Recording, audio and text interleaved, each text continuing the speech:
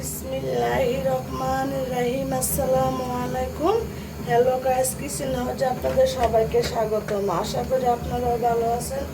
আল্লাহর রহমতে আমিও ভালো আছি। আমি রান্না করব ছোট মাছের চচ্চড়ি বিলম্ব দিয়ে, তাই আপনার সাথে শেয়ার করলাম। প্রথমে আমি মাছগুলোকে হলুদ লবণ দিয়ে মেখে নিয়েছি। এখন আমি ভেজে নেব মাছগুলোকে। আমি হালকা ভেজে নেব।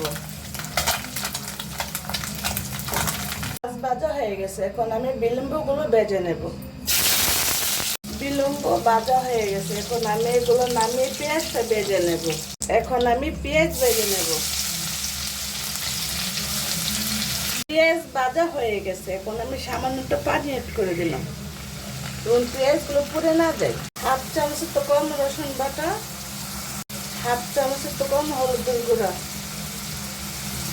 জিরার গুঁড়া, ধনিয়ার গুঁড়া, শুকনো মরিচের গুঁড়া দিলাম, ফালি করা কাঁচামরিচ।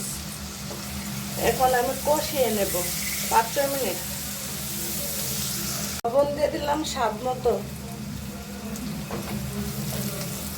হয়ে গেছে, এখন আমি জল অ্যাড করে দিলাম পরিমাণ মতো। তরকারি বলক এসে গেছে, এখন আমি ভেজে রাখা মাছ আর বিলম্বগুলো দিয়ে দিলাম।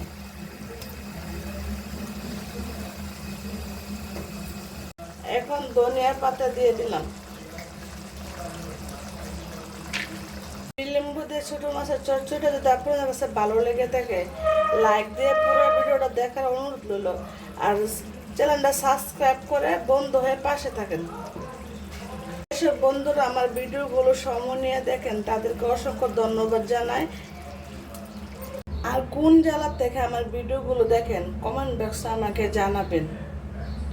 আজ এ পর্যন্ত, সবাই ভালো দেখেন, সুস্থ দেখেন। আল্লাহ হাফেজ।